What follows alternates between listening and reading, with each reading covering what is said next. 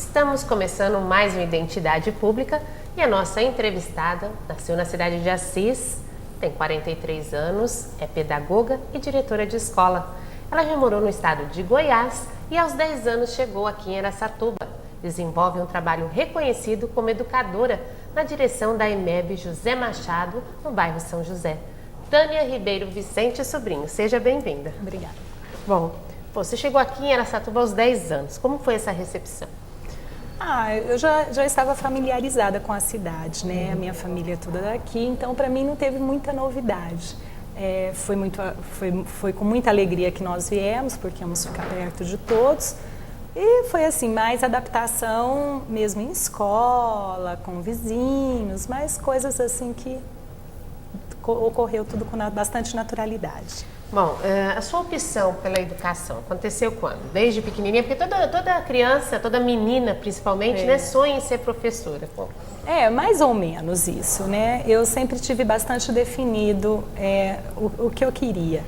Eu acho que a minha opção mesmo pela educação é porque eu acredito que a educação é o caminho. E eu acho que desde pequena eu acredito nisso. Então, quando eu terminei o antigo ginásio, né, que hoje é o Ensino Fundamental 2, eu já tinha isso em mente. Aí fui para o IE, onde cursei, fiz magistério, que na minha época ainda era magistério. Terminei o magistério e já parti para pedagogia. Sempre estudou em escola pública? Sempre em escola pública. Só a faculdade que eu fiz escola particular. Aqui na Toledo? Aqui na Toledo, isso.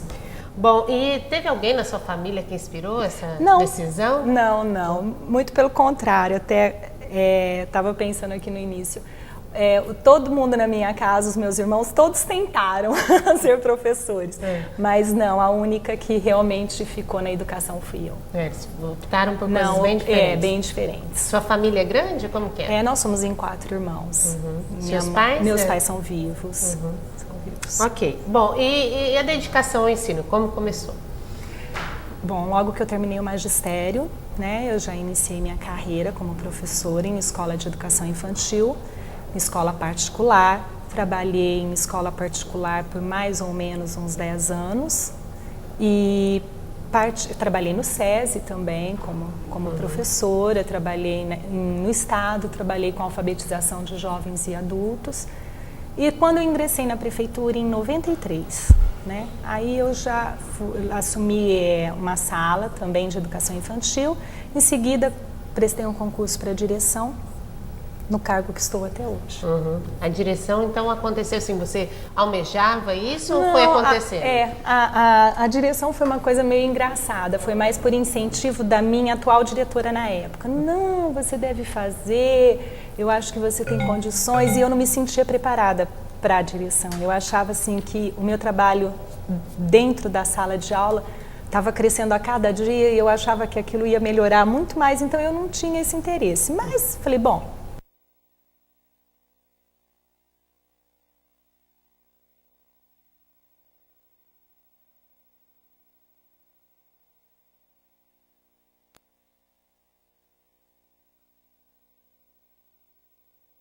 entre o sim e o não, vou prestar. E foi uma surpresa realmente quando eu passei. Não que eu não tivesse me preparado, eu acho que pelo fato de estar assim, terminada a faculdade há pouco tempo, de estar sempre procurando fazer cursos, estar atualizando, então eu acho que eu não tive grandes dificuldades. Mas assim, foi surpresa porque não era uma coisa que eu estava assim, que eu desejava tanto naquele momento. Né? Esse trabalho em sala de aula te ajuda hoje como diretora? Sim, eu acho que me ajuda a ver o professor, né, a entender as dificuldades, me ajuda também na hora de estar auxiliando os professores, porque eu acho que é difícil você falar daquilo que você não conhece, né? E o trabalho em sala de aula, ele é uma surpresa a cada dia. Isso acontece de fato? Por exemplo, a época que você dava aulas, né, que você lecionava, é diferente de hoje? A realidade é diferente dos alunos, do acontecimento dentro da sala de aula? Então, às vezes eu ouço falar essas coisas, eu fico me questionando. Eu não sei, eu acho que o que mudou é que hoje nós temos mais informações, em todos os aspectos, desde o menor até os mais velhos. Então, todos nós temos muitas informações. Então, nós nos cobramos muito, as crianças também cobram muito de nós. Então, quando o professor vinha para a sala e tudo que ele dava dentro de sala era novidade, hoje a criança já trouxe aquilo de casa. Então, você tem que aprimorar, você tem que melhorar, você tem que procurar trazer o conhecimento para a realidade de uma forma mais real. Que era naquela época. Mas eu acho que criança sempre foi criança, né? Você teve experiência nos dois tipos de escola. Escola particular e a pública. Há diferença no tratamento? Como que é a abordagem desse aluno? Olha, eu acho que a grande diferença é que o aluno da escola particular, as oportunidades são maiores, né? Em termos, assim, de investimento financeiro. Né? Agora, o potencial da criança, ele pode ser tanto trabalhado como prejudicado em qualquer uma das áreas. Né? Quer dizer que você acredita que a criança estimulada é capaz Eu acredito, não. Eu vou até além. Eu tenho certeza de que a criança, quando ela é bem estimulada, quando ela é muito incentivada, quando ela é valorizada, ela tem condições de ir muito mais longe. Lógico que a gente não pode generalizar tudo, porque existem as diferenças, mas hoje a gente trabalha com a inclusão e a gente percebe assim que a criança, a cada dia, ela apresenta respostas que nós nos surpreendemos. Né? Você acredita que os professores têm essa preocupação em estar ajudando essas crianças nas escolas? Eu acredito que sim. Eu acredito porque todo mundo, quando a gente discute os assuntos, é porque a gente tem uma preocupação muito grande com isso. E eu percebo que isso é muito discutido dentro da rede municipal. Por quê? Porque ninguém quer simplesmente ter um aluno dentro da escola. Né? Porque ter um aluno na escola é muito fácil, não é verdade? Agora a gente quer ter um aluno efetivo dentro da escola. Aquele aluno que aprende, aquele aluno que participa, aquele aluno que mostra resultados. Então a gente discute muito isso. E eu percebo que a ansiedade, o desejo é uma coisa... Eu fico feliz de saber que é uma coisa geral da rede. Vamos falar da sua experiência já no bairro São José. Quando você chegou lá? Olha, eu cheguei no bairro São José em 96, em fevereiro de 96. Estou lá até já hoje. Como diretora? Já como diretora. Sempre trabalhei no bairro São José como diretora. O bairro São José foi uma aprendizagem de vida mesmo, assim, né? A parte mais teórica do meu trabalho, a gente foi aprendendo mais por ensaios e erros. Tudo que é novo, né, a gente vai aprendendo aos poucos. Mas, assim, em relação à vida, o bairro me trouxe muitas coisas boas. Estou lá hoje por opção. Né, já faz 13 anos. Quando eu entrei no bairro, o bairro não tinha asfalto. A escola ela era vista como simplesmente, eu tenho que trabalhar, então eu trabalhava em EMEI na época, né, que hoje já são todas EMEBs, mas educação infantil. Eu tenho que deixar o meu filho em algum lugar, então eu preciso de uma vaga. Não, hoje a gente percebe que os pais levam as crianças para a escola pela necessidade de aprendizagem mesmo, da educação mais formal. Bom, o que você atribui todas essas mudanças? Por exemplo, lá na sua escola, você chegou lá, essa era a realidade, era um depósito de criança, vamos dizer assim. Isso, porque eu comecei na EMEI, né? Então era esse o interesse. O que eu atribuo a isso tudo? Eu atribuo a essa globalização, a esse conhecimento de mundo que está sendo oferecido para todos. E que os pais hoje estão percebendo que a escola não é mais um espaço, a escola é o espaço para aprendizagem, para construção de conhecimento, aonde a criança vai buscar uma carreira, algo que possa favorecê-la no futuro e favorecer todo o familiar. Você acredita que as pessoas estão tendo consciência disso? Eu acredito que houve uma grande mudança. Falta. Mas como tudo, né? Nada é pronto, né? Bom, mas vamos falar, Tânia, da realidade. Você chegou lá, a estrutura era péssima, assim, difícil, isso. Era muito difícil, tinha muito problema de marginalidade, muito problema de brigas, de pessoas, as famílias não se entendiam. Qual foi seu primeiro desafio? Nossa, meu primeiro desafio um desafio que a gente encara até hoje é que a higiene faz parte do bem-estar. A higiene faz parte do bem-estar. Quer dizer, que começa nesses pequenos coisas pequenas. Básicos, então, né? por exemplo, assim, a criança ia para a escola de qualquer jeito, sabe? Muitas vezes com piolho, com machucados, que você via que eram machucados velhos, mas que estavam infeccionados por falta de cuidados simples, água e sabão. Né? Então, eu acho assim, que esse foi um fator assim, muito grande que eu encarei no São José e que a gente ainda tem que estar trabalhando continuamente. Em alguns casos que são assim bastante agravantes. Bom, você chegou lá e se deparou com essa realidade. Isso. Aí o que você fez? A gente começou, nós começamos a fazer um trabalho de pedir para as mães trazerem limpa, de estar falando do problema do piolho, porque você tem que conscientizar, né? Por exemplo, como que uma criança vai aprender se ela está coçando a cabeça o tempo todo? Porque incomoda, né? Como que uma criança vai aprender se ela está com um cheirinho ruim e o amiguinho não quer sentar perto dela? Ela é desvalorizada por isso. Então, em reuniões de pais, falar da importância do banho, procurar mostrar, olha, hoje vem limpinha, toma um banho, vamos usar o uniforme deixa todo mundo igual, sabe? Valorizar esse tipo de coisa. Como que foi a aceitação disso? Sabe o que eu percebo? A gente às vezes acha que as pessoas não vão aceitar essas coisas. Elas até fogem um pouco do assunto, mas quando elas percebem que ninguém está falando mal, elas vêm buscar. Então, o bairro tem uma qualidade muito grande, as pessoas têm muito desejo de aprender. Então, eu acho que isso leva. Então, os pais participam. Tem que, às vezes, ser alguma cobrança mais acirrada, você tem que, às vezes, ser meio radical em algumas atitudes, mas isso é coisa que faz parte da vida de qualquer um. Você dá a impressão de ser uma pessoa doce, assim. É difícil para você ser radical, às vezes? Não, eu sou brava. Eu sou firme.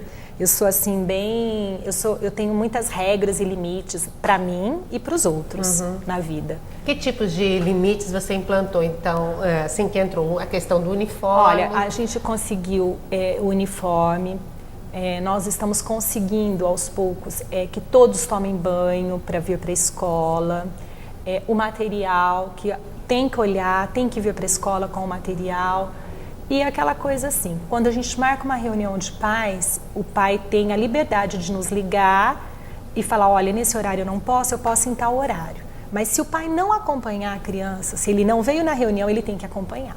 Porque senão a criança vai ficar ali, eu vou até a casa com a criança, levo e peço para que o pai venha na escola para conversar. Você já chegou aí à casa de alunos? Sim, e continuo indo. O pai não compareceu na reunião, não veio no outro dia, eu vou até a casa e falo para o pai, olha, o senhor tem que ir até a escola para a gente conversar. Eu não converso na casa deles. Eles têm que ter prazer em ir para a escola. Tem que ter prazer. Bom, Tânia, para colocar em prática um projeto dessa natureza, você precisa estar antenado com os seus professores. Muito. Isso aconteceu, assim, foi uma coisa fácil no início? Eu quero que você fale depois do nosso intervalo. Tá. A gente vai dar uma paradinha, mas volta já já.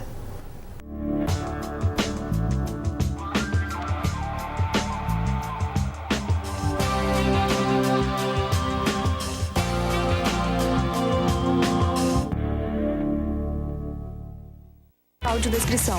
Eu não sou diferente de ninguém. Quase todo mundo faz assim. Eu me viro bem melhor quando tá mais pra bom que pra ruim. Não quero causar impacto, Nem tampouco sensação. O que eu digo é muito exato. É o que cabe na canção. Eu não sei viver triste sozinho. É a minha condição. Iguais na diferença. Campanha pela inclusão das pessoas com deficiência. O GRAAC sabe onde quer chegar. Por isso já conquistou tantas coisas, como esse monte de sorrisos. Ele sempre correu atrás dos seus sonhos. Muitos viraram realidade, como o seu hospital altamente especializado. Muita gente faz parte disso, porque a cura do câncer é uma causa nobre e precisa avançar ainda mais. Essas crianças sonham com o futuro. E para esse futuro acontecer, deixa a causa te abraçar. GRAAC, combatendo e vencendo o câncer infantil.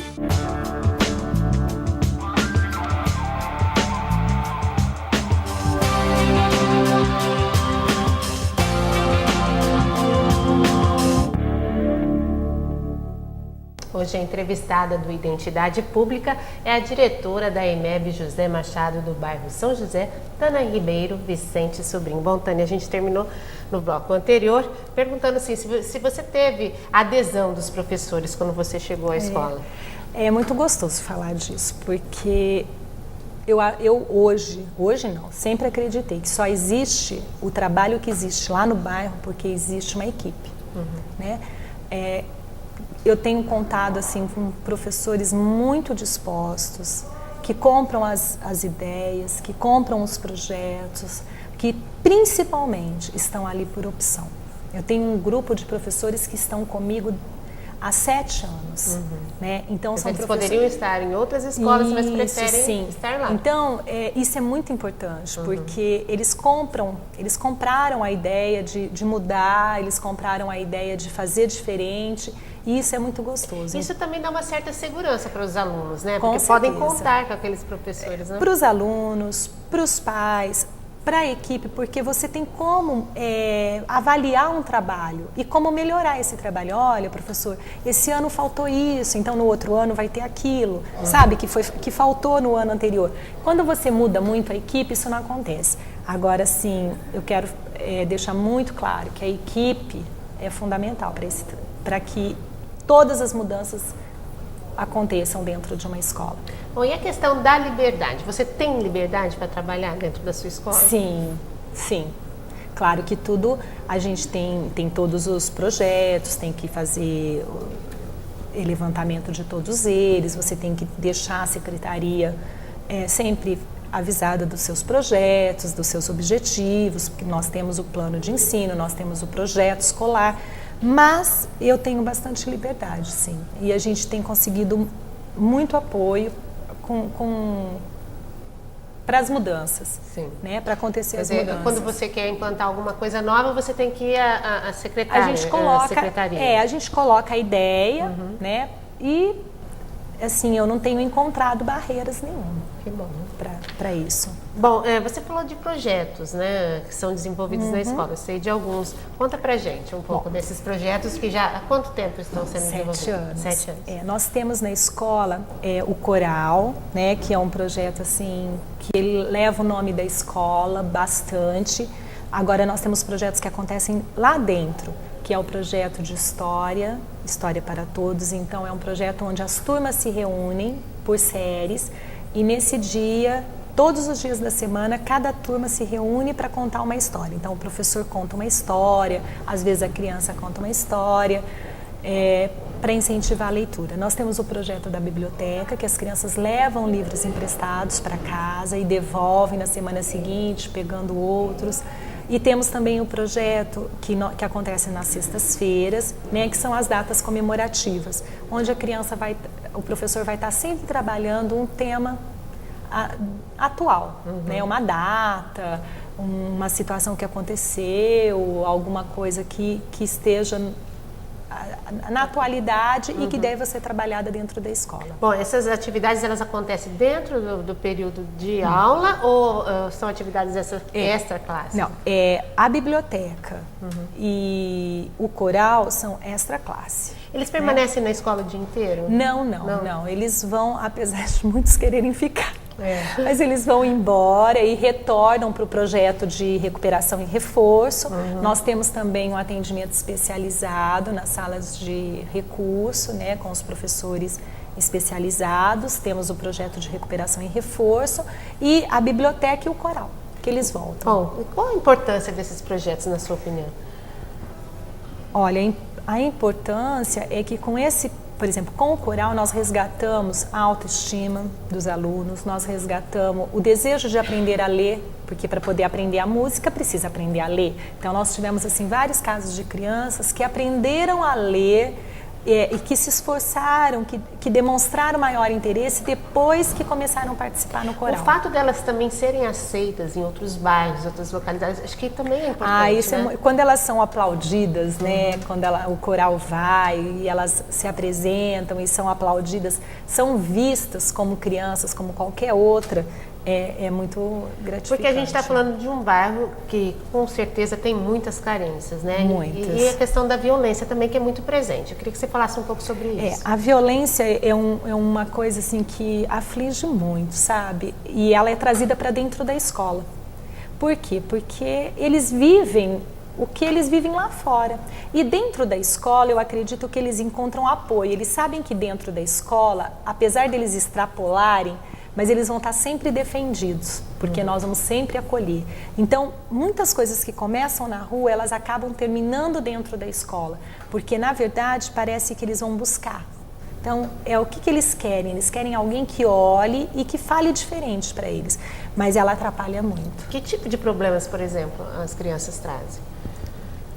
Quando acontece alguma coisa e a polícia acaba estando presente no bairro, aquilo incomoda muito. Então as crianças ficam, eu acredito que elas ficam com muito medo do que está acontecendo, insegurança, e elas acabam vindo para a escola mais agitadas, com menos interesse, às vezes cansada.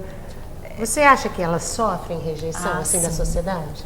Eu acredito que nós já estamos conseguindo mudar, né, essa realidade, mas eu sinto que... Há um estigma, as crianças do bairro São José. Não, até a gente, viu? Quando você chega em algum lugar e fala onde fica... Primeiro você fala o nome da escola, ninguém conhece, né? Se você falar um outro nome de uma outra escola, como é a escola mais centrais e tal, todo mundo conhece. Quando você fala o nome da escola, onde fica? Aí você fala o bairro, todo mundo já assusta. Aí eu costumo dizer assim, olha... Lá é um lugar maravilhoso, né? Porque é maravilhoso. Tem dificuldades, mas eu acredito que já mudou muito e vai mudar mais. As crianças lá vivem muita violência, tem muitos problemas, tudo, mas elas não querem isso para o futuro delas. Não. Vocês discutem isso? Sim. Eles não querem, os pais não querem.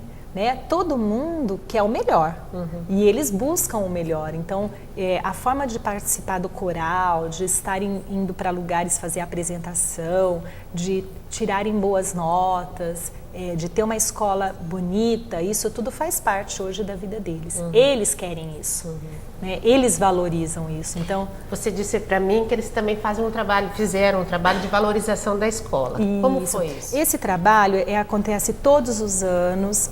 A gente começa em junho, fica junho, julho e agosto, falando do patrono. Então, o patrono da nossa escola foi um educador, uma pessoa assim, muito querida no meio dos educadores. A gente conta a vida dele, né, desse patrono. Os familiares vão visitar a escola e a gente mostra que ele, como as crianças, também eram pessoas de família simples, que foi batalhando pela vida e que construiu, que tem um nome. E que é a coisa mais valiosa que uma pessoa possa guardar para sempre. Outra questão que eu fico em dúvida é com relação ao racismo. Acho que a população ali está muito ligada, né? E existe algum trabalho de valorização? Nós fizemos, da cor, nós né? fizemos e a gente continua fazendo, né? A gente sempre fala que não é porque você é pobre, ou porque você é branco, ou porque você é negro, porque você não tem valor. Né? Então a gente procura mostrar para eles que as pessoas elas têm valor pelo que elas são, né? Apesar de muitas vezes o mundo mostrar o contrário, mas a gente procura mostrar porque não é porque você é bonito ou feio, porque você é branco ou preto que você tem mais ou menos valor que outras pessoas. Então a gente trabalha muito isso na escola, procurando mostrar que não é porque você tem um cabelo lisinho que você é bonito. E existe um certo preconceito deles mesmo, né? Que parte deles mesmo, né? Que parte deles mesmo. Até porque a mídia, né, mostra uma outra realidade, né? E é o que eles veem, né? E a gente tem, assim, eu tenho percebido que de alguns anos para cá isso tem diminuído. E eu acredito que um dia a gente consiga que isso seja esquecido. Você citou que as famílias estão mais próximas, né? Sim. Isso acontece de fato? Sim. Hoje quando a gente faz uma reunião de pais, a gente tem que fazer com um tempo maior, porque as famílias vão mesmo. Eles procuram a escola, eles têm interesse. Eles vão no outro dia para saber, sabe, para se justifica com antecedência quando não podem ir. E eu percebo assim, antes, qualquer coisinha que acontecesse na escola, eles queriam ir porque eles pensavam assim, não, nós vamos, vai ter alguma coisa para comer, não. Hoje isso caiu. Eles vão para a escola porque eles gostam de ver o que está acontecendo dentro da escola. Eles gostam de assistir a uma apresentação, eles gostam de ver um trabalho, eles gostam de conversar sobre os filhos. A verdade é que a realidade deles é muito difícil. Muitos têm que trabalhar muitas horas, têm trabalho em casa. Muitas mães têm realmente a dificuldade de estar próximo, mas fazem de tudo. Ah, sim. Nós procuramos os nossos horários de reuniões, né, adaptar aos pais. Então, ele acontece sempre às 18 horas, porque ele vai das 18 até as 19h30, 20 horas. Nesse horário, a gente fica o período todo para estar atendendo aos pais. E é um horário que ele chegou de casa, saiu do serviço, ele dá uma passada pela escola, né? E eles sabem que eles me encontram na escola até as 17 horas e 40 minutos, 45 minutos, eu ainda estou na escola. E você cobra a responsabilidade de estar atento? Sim, bastante. Como eu disse para você, quando isso não acontece, eu vou até a casa. Ainda vou. Hoje, menos do que eu já fui, mas eu ainda vou. Na necessidade, eu ainda vou até a casa. A gente vê muitas escolas assim de bairros mais afastados que estão estragadas, que os alunos não cuidam. Lá como que é? Até uma hora eu ia comentar sobre esse assunto. É muito legal. Nós colocamos cartazes no pátio. Então, tudo que a gente trabalha, valores para a vida, as datas comemorativas, cada sala trabalha um tema e é colocado cartazes no pátio. E fica 15, 20 dias no pátio esses cartazes. E assim, a gente percebe que ele está caindo porque a cola da fita vai... Mas ninguém vai lá, ninguém arranca, ninguém tira. E eu não tenho quase janelas quebradas, portas quebradas.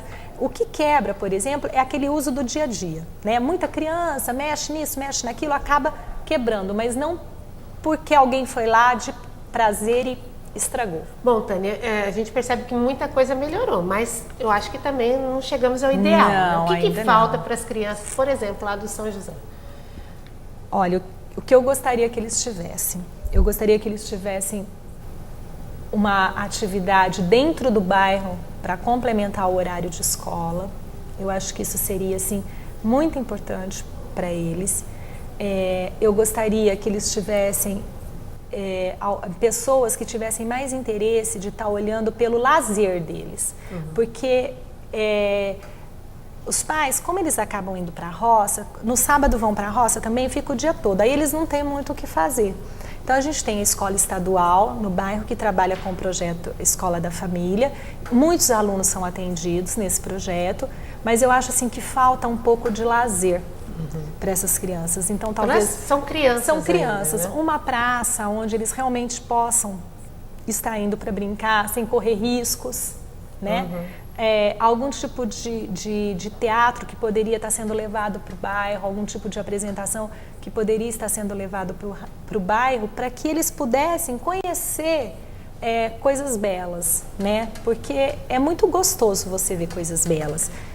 Bom, Tânia, o nosso tempo infelizmente está acabando. Eu queria que, para terminar a nossa entrevista, queria desejar assim, um bom trabalho para você, que você continue realizando. E eu queria que você deixasse assim, o que você deseja assim, para os seus alunos. O que eu desejo para meus alunos?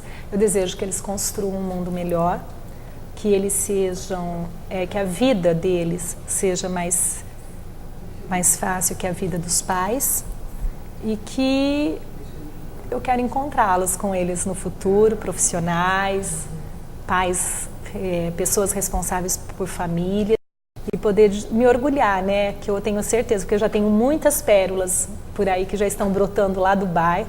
É isso que eu quero. Que a sociedade lhes dê a oportunidade. Lhes dê a oportunidade, com certeza. Obrigada, Tânia. Obrigada eu. Obrigada a você também que ficou com a gente até agora. Até o próximo programa.